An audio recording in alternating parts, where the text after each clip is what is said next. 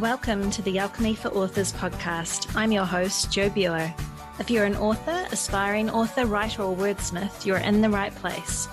Join me every week as I chat with authors and industry professionals and share my own experiences about using manifestation and mindset practices to supercharge our writing lives. We'll explore ways to overcome writer's block and imposter syndrome. We'll find motivation and inspiration to get our butts in the chair and our stories written. And most importantly, we'll embark on creating lives and livings doing what we love. If you've ever dreamt of a prolific, wealthy, happy or healthy author career or writing practice, then this show is for you. So let's dive into Alchemy for Authors.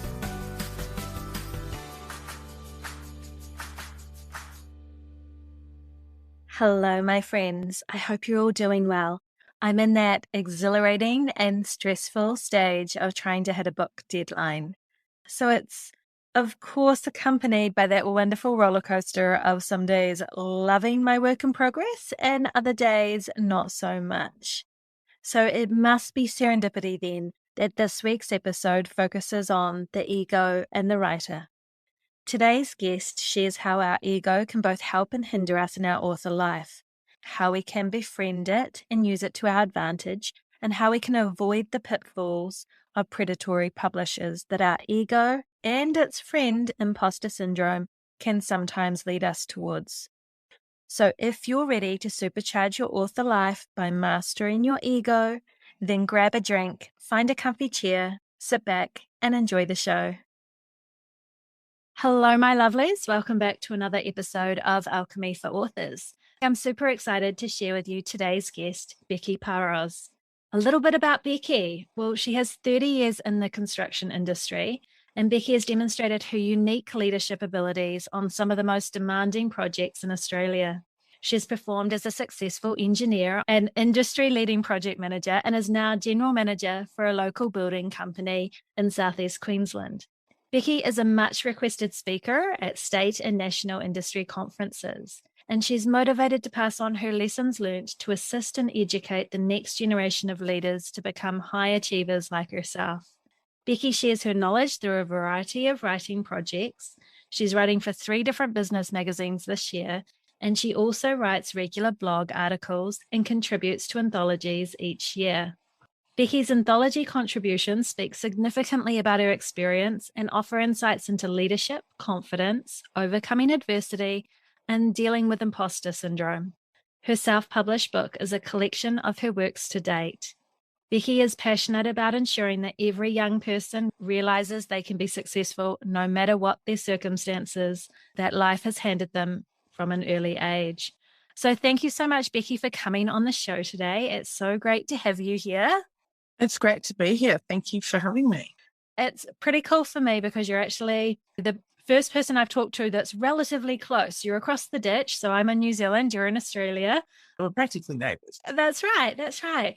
It's so nice to have you here. And I'm so excited to be chatting to you because from your bio and from our chats online, you just have a wealth of knowledge with writing and with helping other people self-publish their books as well. But I was hoping we could start with you just sharing a little bit about your writing journey. So what brought you onto this journey of helping other authors self-publish their books and writing your own book as well? So it's a question I often get asked because 30 years in engineering and construction doesn't lend itself easily to the visual writer. So I first approached someone about anthology contributions on behalf of friends who are writers. And this lady kind of went, well, that's all good. So you can send them my way, but I want something from you. Okay, what do you mean? She's like, well, you have all this experience. I want you to write something. Books about leadership. You clearly have been doing that for a long time. Contribute. I was like, well, okay. I have this habit of saying yes to these crazy things and then kind of having regret later. So, dive straight in and wrote my first ever chapter. And so this whole story has its roots in every part of my career. So previous to writing this chapter, I'd been to a women's conference. My first, I suppose, women's-centric event being in engineering. So that was vastly different to a lot of my experiences. And one of the keynote speakers was very passionate about talking about how men are trained in so much more, I suppose, business and management knowledge as an automatic process than women are.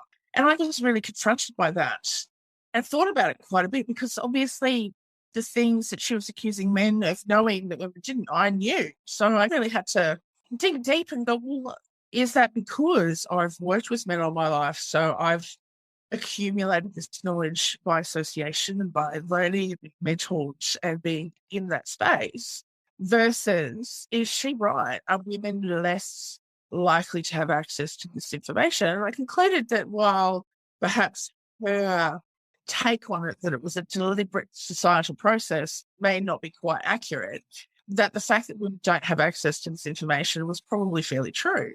So when the opportunity came up to write, I kind of went, oh, I'm going to pick something that's really commonplace from my knowledge in my industry and my exposure to working with men a lot, and translate them into something for women. And so that became my first ever chapter. So it kind of just opened up this whole new world for me. What I realized in doing this chapter, and I will get to a point soon, is that I've been writing for 30 years in my career. We often think of engineering and construction as on the tools and on big yellow machines and lots of noise, that sort of stuff. But I was always in management from the age of 24. And what that means is emails, reports, plans, procedures. And so I realized I've been writing for 20 years, technically. So I had this amazing amount of skill to write. What I'd never done is thrown that outside of my industry and apply it to any other topic. So when I wrote this first chapter, it was so incredibly addictive. It was freeing. It was just something I've never done before, but obviously discovered a passion for, because I could take all this knowledge and all these thoughts and I could say what I wanted.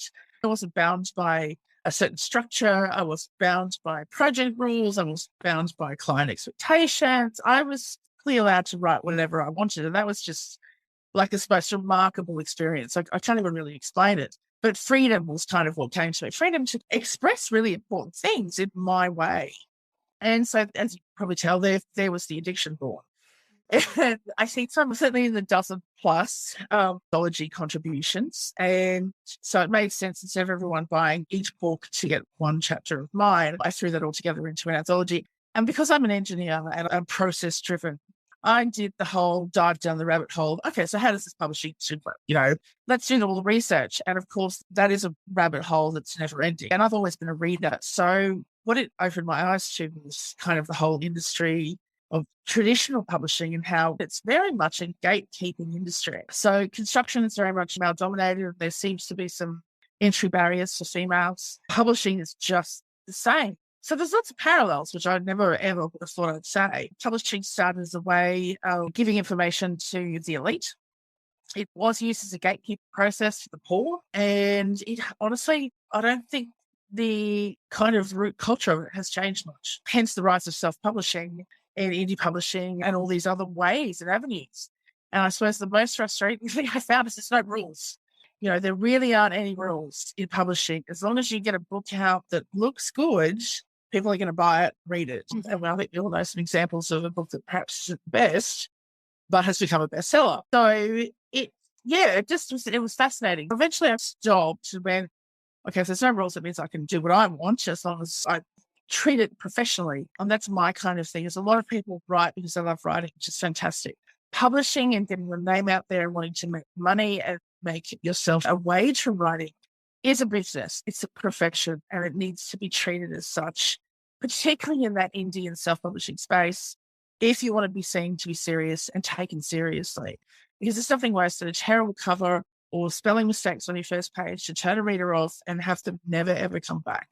I cringe a little when I see these new books on Amazon and there's spelling mistakes in their blurbs. And that's a real turn on for readers, particularly if they're high-level readers, fast readers who are broad readers. They just won't pick that book up. So it's kind of one of my things is being professional about it and investing money into your career as an author, just as you would any other career in terms of learning, training and development.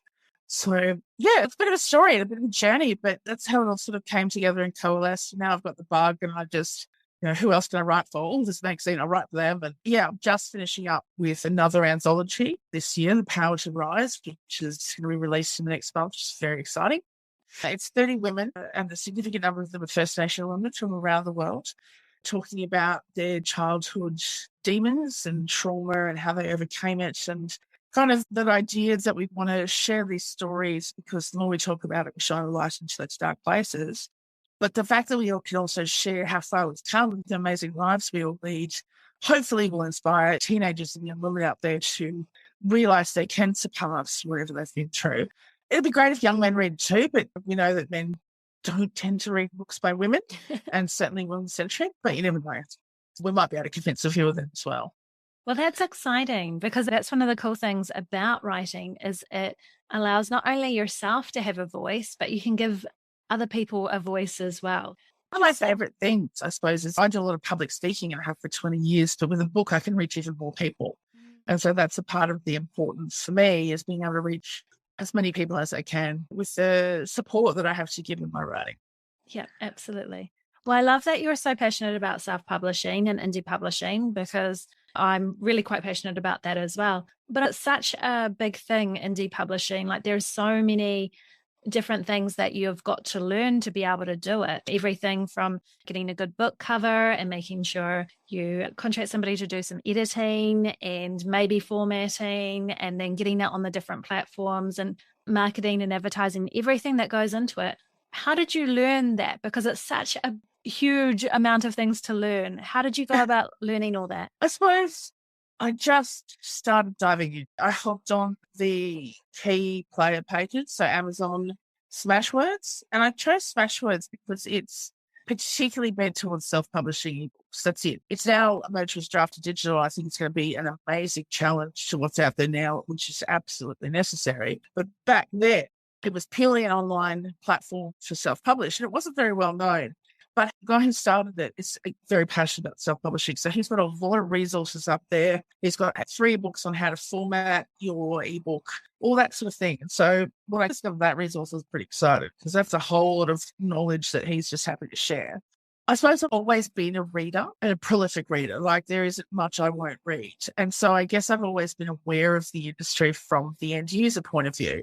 So it's very easy to kind of go, well, I know Penguin, I know Random House, and going and having a look at their processes and what they do and the promises they make. And you can see this distinct and vast cavern, a cavern canyon between the two.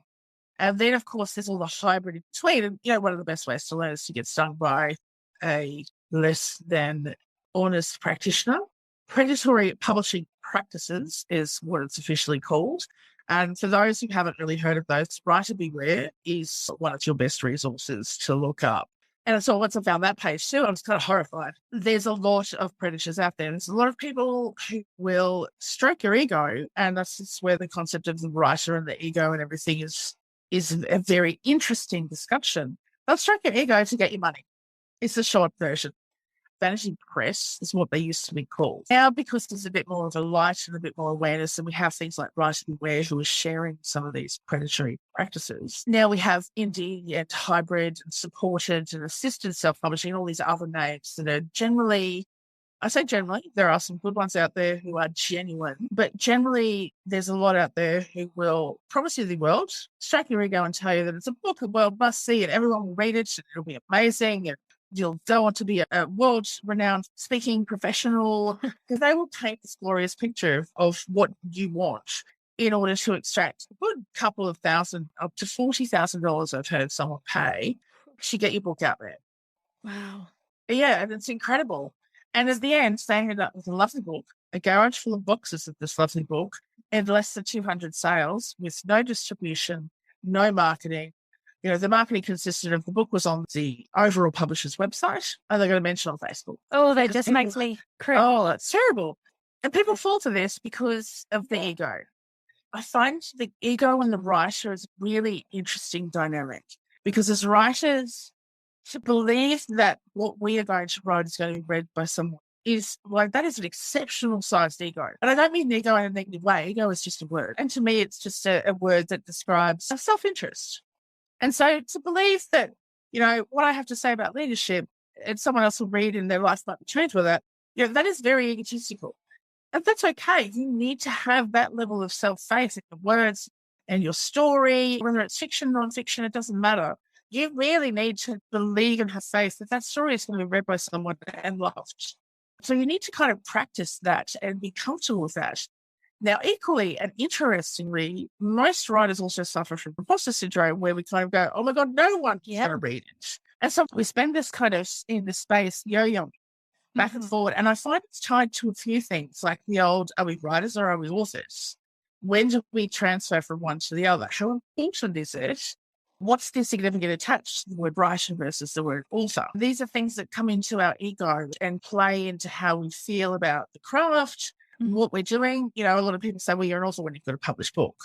But what if I only write for magazines? I've got an article published that would suggest I'm an author, but I'm writing for a magazine. So, authorship tends to lend itself towards books. And this is where some of that snobbery in the industry and that sort of gatekeeping to come from. It's like, oh, you're not a real author then, which I think is very harsh. And so there's this ego management that we need to do, because we will get all that feedback. We will find out that our family isn't that interested in reading our book. We will find out that all the people are like, oh my God, tell me when it's finished, I'll buy a copy. All of a sudden have crickets when you go, I've got a copy, I'll put one aside for you. Would you mind paying for it? What? You want to give you money for it? What do you mean you're not going to give it to me for free? So this is years of my labor, some sums of investment, and you would like that for free. Like, that's okay for some close friends. But on the whole, there's this whole shock to the ego once the writer gets the book out there, and the world isn't knocking on their door to kind of go, oh my God, we need your book, tell all about it. And again, so there's this ego management and balance, because that can set up some more imposter syndrome triggers. It can certainly have suppressive effects. And so the writer mental health and our relationship with our ego is something I find really fascinating. Another part to it is sort of that introvert extrovert question. I know so many writers who identify as an introvert. And so going out promoting and talking about their book and social media, all that is very, very awkward for them. But I find that fascinating, because they've had the ego to believe that people are going to want to read their book, but they don't have they tell themselves they don't have the ability to go out and market it because they're an introvert.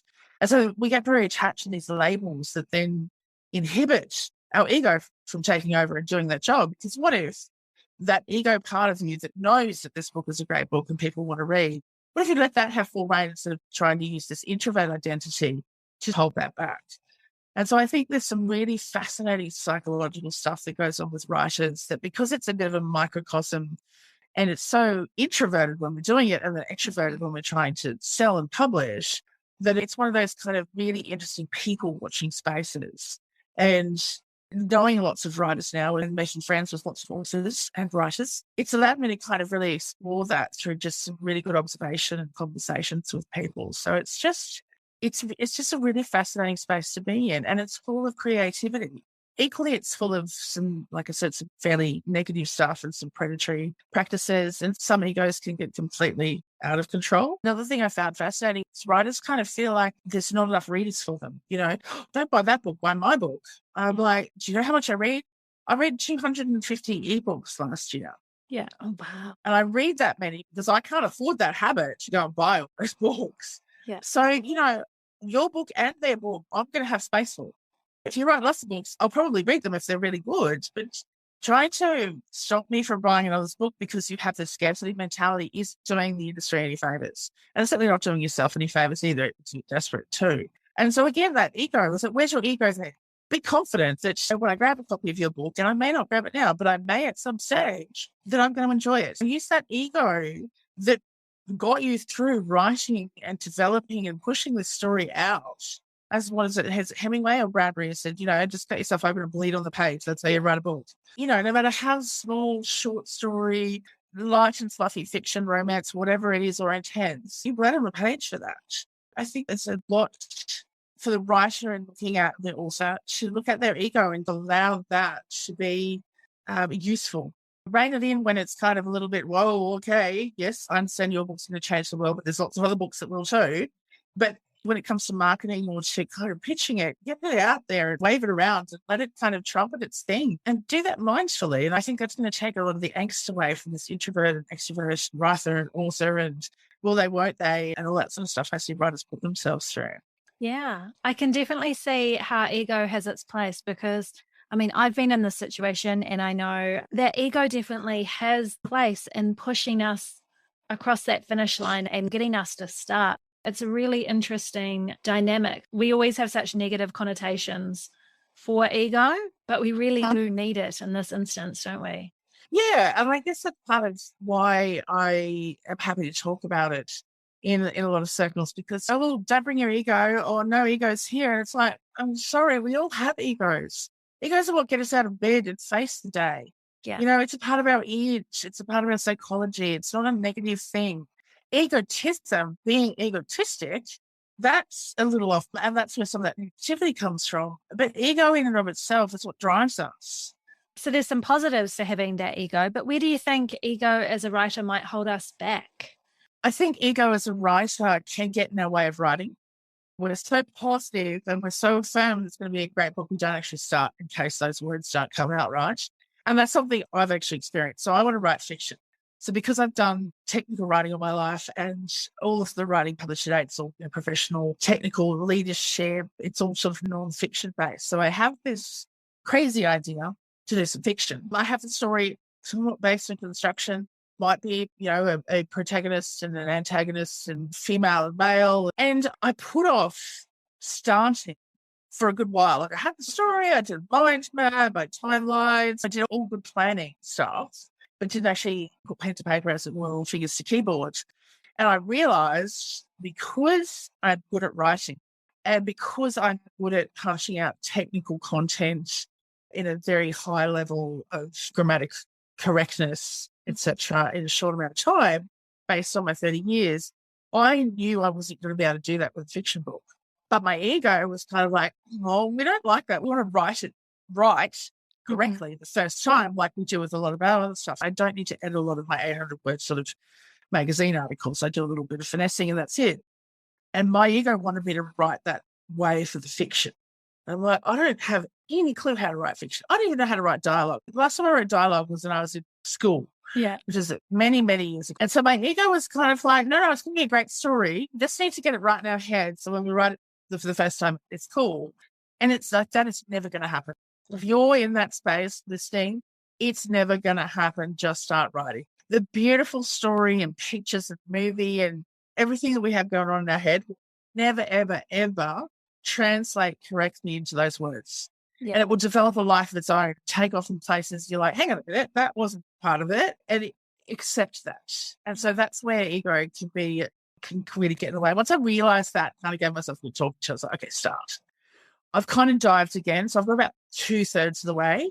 And apparently this is a bit of a phenomenon. There's kind of this stopping point where you're like, oh, it's not going the way I want. I don't know where to go next. So I don't know how to get from here to the end. And then, of course, I've had, unprecedented times have kind of dropped in there. So, yeah, it's been a while since I picked that back up. And I'm currently trying to free up some time and reallocate some space to get back to that because I really do want to write it. And that's, again, that's that good and evil of ego. My ego is still telling me, you're going to write this book because it's going to be awesome. Yeah. But it's also a little bit inhibiting because I'm not getting it right the first time. And so accepting that those drafts and the edits and the rewrites and all that stuff is actually a part of the process. And learning to love that part of the process is a really good thing to help train your ego. And I think the other part is, when it comes to that sort of sales and marketing, realizing that, yes, you need your ego out there to help and all that sort of stuff, but you've got to remember that it's the end user. Why is a reader going to pick this book up? Why is someone going to enjoy this book? That's what you need to tell them. That your ego tell them that's why they're going to enjoy it, not that they have to buy this book and that it's all about you. So it's taming of the ego and learning to work with it, using the energy behind it, but perhaps not the full intent as it manifests in the, you will read this book because it's the best book ever. It's great to have that personal faith. That needs to be filtered through. You're really going to enjoy this book because it's science fiction and Sherlock Holmes combines, and I see you really like that. And it's quite short and quite fast. There's a bit of humor in it, and I just think you'll really enjoy that. When we write a book, they tend to become, for a lot of us, kind of a part of us. It's like us sharing yes. of our soul with the world, right? It's like having a child, or it's our book baby, or people talk about it in different ways like that. But we almost need to be a little bit more removed, because I'm thinking back to what you were saying about vanity presses and different organizations out there who can take advantage of indie and self-publishers. And for many of us, I think, authors and writers, in that there is a somewhat insecurity with our writing. Those of us that experience that imposter syndrome, or one day we're loving what we've written and the next day we're hating it, and I want people to read this. No, I don't want people to read this. And that back and forth, Mm-hmm. that we almost need to remove ourselves so that we're not so caught up with when that praise does come, just like we're not too caught up if there's some criticism, like that odd 1-star review that might cripple us. It is something I was hoping you can maybe talk a little bit more, is that when we're maybe so insecure about our writing that we grasp onto that praise, that might lead us down the track of spending money where we don't need to for the help of vanity presses and things like that. Can you talk a little bit more about some of that? Sure. I guess it kind of comes down to where you are and the space you're in. Are you in the, oh my God, the words are flowing, I'm typing badly, it's fantastic, it's the best book ever, or that, oh my God, this is terrible and no one's going to read it and I should throw it out and start from scratch. Don't ever do that, by the way. Save everything. I have so many different versions. If I cut something out, I will put it into a file and remove scenes, because you never know when you will come back to that or put it back in. But when you're in that sort of space, and it can happen frequently, and it can also happen when you're particularly in that editing space where you're reading your words over and over again, so goddamn bored with your story. It does help to remember that no one else has read it, and so it's going to be new and exciting to them. But there's a point where you're just kind of like, oh, I'd rather die than deal with this. In those sort of moments of vulnerability, and they will come, during your writing, during your editing, during your publishing, after your publishing. Like my first book, I was totally excited to see it with my name on it, but I had that immediate terror of like, oh my God, now people are actually going to read it. Shit. Like my whole ego was like, yes, I want people to read this. But as soon as I held that book in my hand, I was like, oh, it's real now. Yeah. Shit. It's really confronting. And that's why I mean, you just make friends with that ego, because we are so up and down. And it can change in an instant. It's like, yay, my book's here. Oh my God, people are going to read it. It was literally like that. And I still carry a bit of that with me. Like future employers can read these chapters. And I'm pretty visceral in some of the stuff I share. And the stuff there that, you don't talk about with employers and stuff like that they can read. And I've got to constantly remind myself to be okay with that, because it's important those stories are shared regardless. And, employers are only human too. So there's that constant ego management. So it's when you're in those spaces of vulnerability, when you're down, when imposter syndrome is kicking the back of the chair going, ha, ha, ha, ha, ha, ha. It's when you kind of think, no, I can't do this. That little person, that little voice, or that little ad, or that little email pops, goes, hey, your book's amazing. We know that. We want to help get it out to the world. Like, maybe these are the people I need to talk to. And you've got to remember, as writers, those ads are written by writers for you exactly in that spot. And I think that's something that helps that discernment, is those ads are targeting you exactly in that space you're in, deliberately. They've gone and paid a copywriter to write that text, to hit you right in those feels, right at that moment of vulnerability. And so when you kind of rationalize that in your brain, there's that immediately, oh, maybe they're the people to talk to. I really hope that a lot of that's followed up by, that's really good writing. Mm-hmm. Yeah.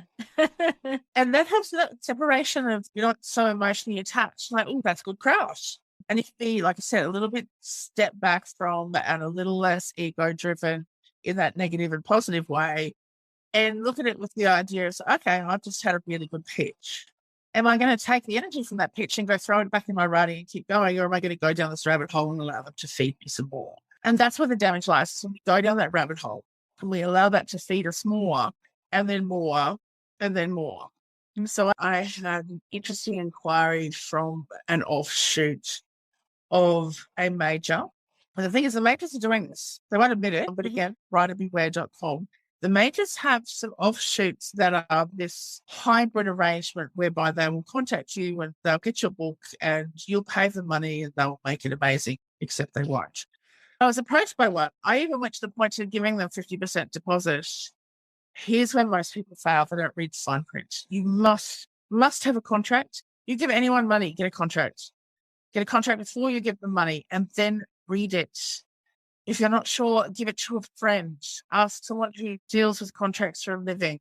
Get someone else to get eyes on it because it will be filled with scary stuff when you start to read it. Like, we maintain ownership of the edits. We maintain ownership of the format. We maintain ownership of the cover, the ISBN, anything other than the words you give us, we own.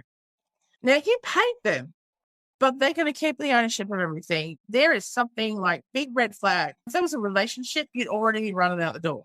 But because we're writers and our ego has been stroked, we kind of go, oh, that's okay. They did the work. It's like, no. You paid them, remember? You paid for this. Therefore, in any other scenario, go to a store, hand over cash, walk away with something, you own it. The wires is different.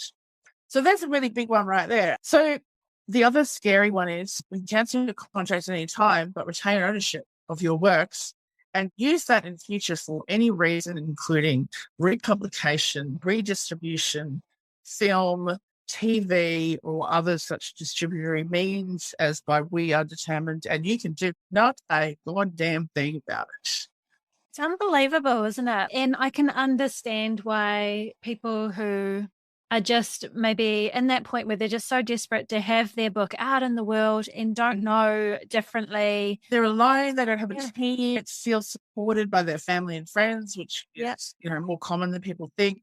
They haven't joined Facebook groups that are supportive. They haven't done all that stuff to kind of get themselves surrounded by a cheese book. They're struggling. Yeah, they're stuck. They're at that sort of 2/3 way of, collapse. And these people come along going, oh, we love it. We can do anything.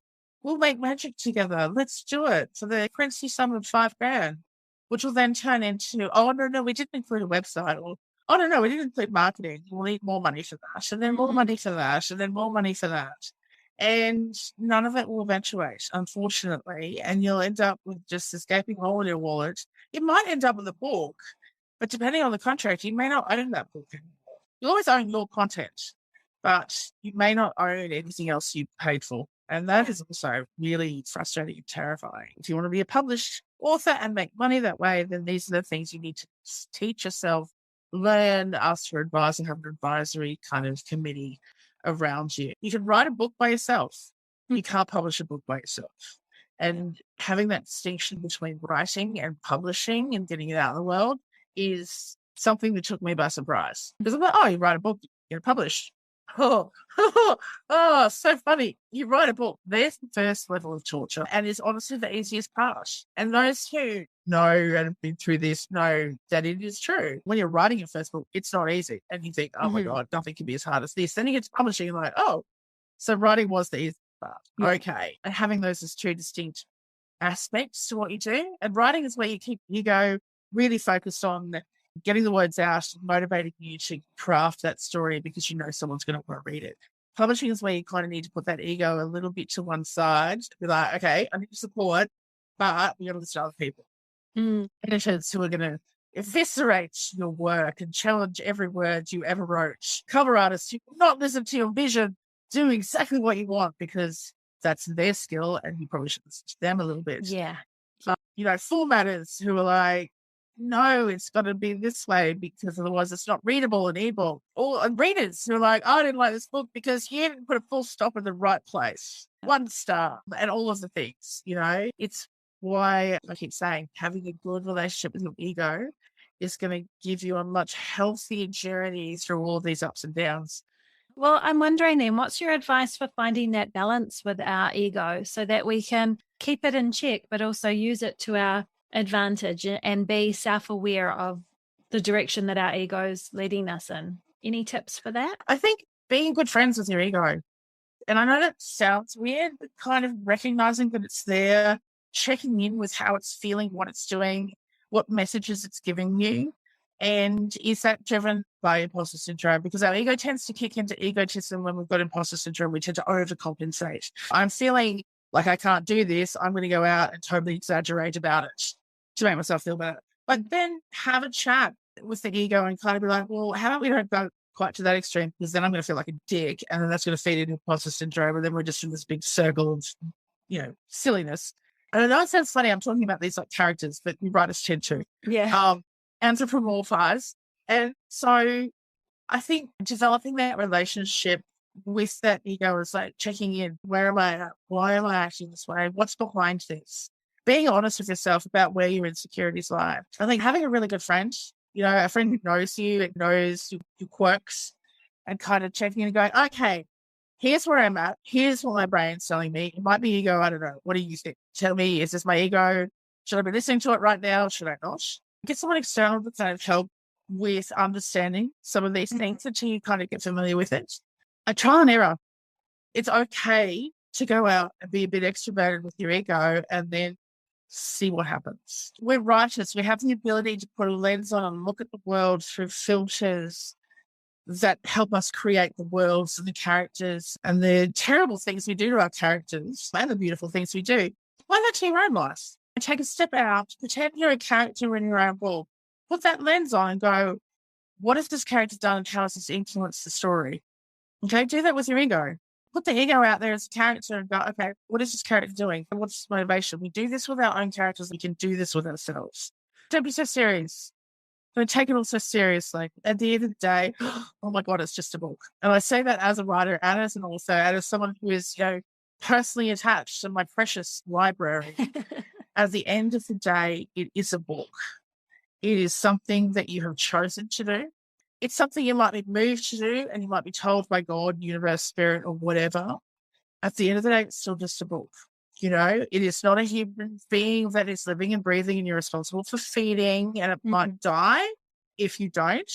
You can leave that book for a couple of years. It will still be there exactly as you left it. So don't take it quite so seriously and don't make it the entire world and your entire life. I think we need to understand that anyone can write. We've got 12-year-olds, 8-year-olds, 15-year-olds, 20-year-olds, and we've got 70-year-olds, 90-year-olds writing books that are all interesting and have their audience and will find their targets.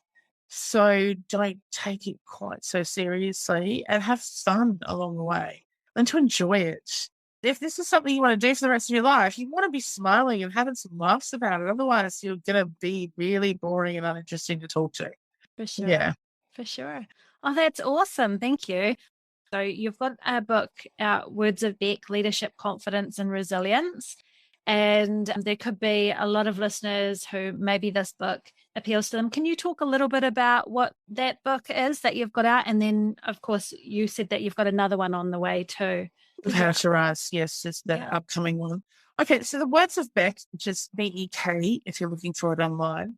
It's an anthology of all the stuff I've written probably the first 10 years of my writing. I published that, I think, 2018. So it's, it's magazine articles. It's my anthology contributions for US press. That's where I learned about hybrid vanity press and all that sort of stuff. I've invested money there. I'll never get back. So be it. It was a good learning lesson. And that's what probably drove me to go and do a little bit more research that I should have done in the first place, and why I'm here now going writerbeware.com. The anthology contributions are about 10 pages and the magazine articles are 2 or 3.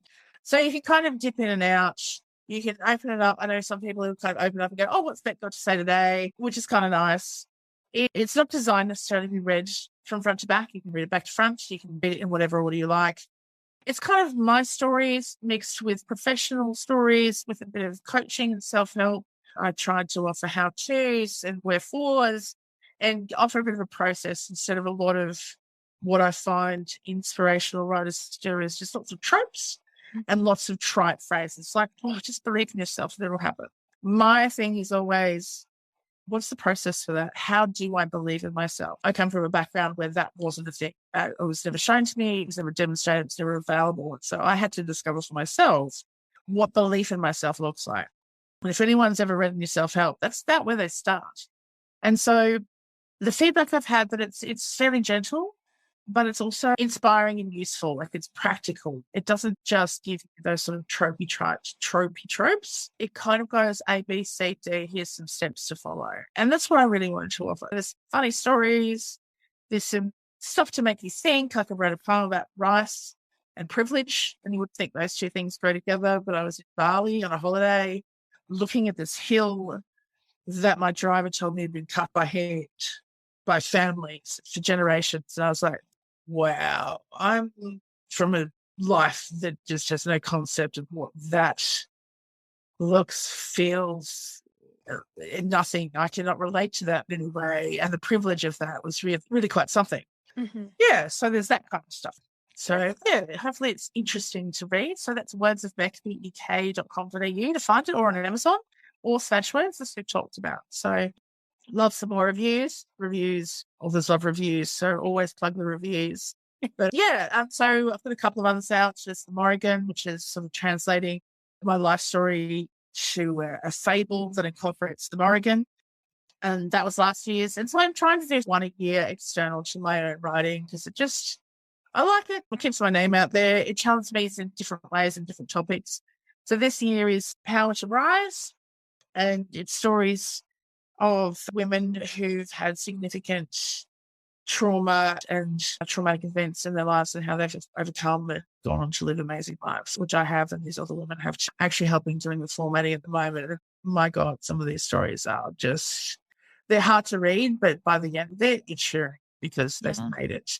And so we really want that to be something that's incredibly inspirational, particularly for young people out there, to kind of know that there's always better, and you just have to keep going until you find it. So that's kind of the idea of Power to Rise. So that's coming out, September, I think. We're aiming for September, because the Writers' Festival I'm attending. So that'll be this year's release. And so how can people find you? So they can find your books on Amazon, but your website?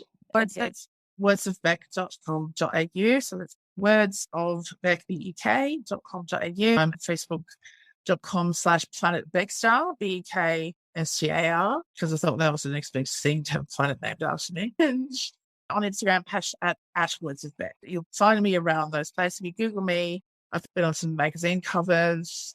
And yeah, there's a few things out there. You'll find me on Google, and follow the crumbs to the rabbit hole, and you'll come across my website, and plenty of information there about me and how to contact me for podcasts, public speaking, publishing, printing, or project management, because I cover all the P's. Oh, that's awesome. Well, thank you so much, Becky. I really appreciate you being here. And yeah, it's given me a lot to think about when it comes to ego, because I hadn't thought about it in the terms that you've talked about it today. So that's really, really cool. I appreciate that.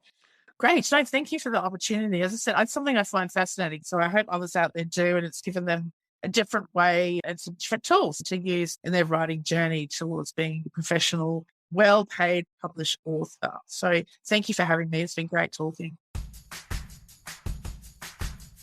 So here are some takeaways from today's show. 1. Treat your authorship as a business, particularly if you want to make an income from it. Be professional and invest money into it like you would any other business. 2. Be aware of people stroking your ego when it comes to your writing. Do your research and check out Writer Beware before committing to any publishing contracts. 3. Your ego is not always your enemy. It can also be the thing that sets you on your writing path and gets your book written. Use it to your advantage. 4. Don't subscribe to the mindset of scarcity. Stay in your lane. There are plenty of readers out there. 5. Don't let your ego hold you back from writing your story, because it's not perfect first time around. Kick that imposter syndrome to the curb. 6. If you're offered a contract from a publisher, always read the fine print. 7. Make friends with your ego. Treat it as a character in a book and learn its motivations. 8. Don't take your writing life too seriously. Make sure you enjoy it. So I hope you enjoyed today's episode, and like me, are now thinking a little differently about the impact of our ego on our author life. So if you enjoyed this episode, make sure to subscribe, rate and review. And just like Becky said, authors love reviews, and so do podcasters. And if you haven't already, make sure to sign up to my Alchemy for Authors newsletter. In doing so, I'll send you a free PDF of tips and tricks to supercharge your author life using the law of attraction. And you'll find the link in the show notes. So I hope you have a wonderful and productive week ahead. And until next time, happy writing.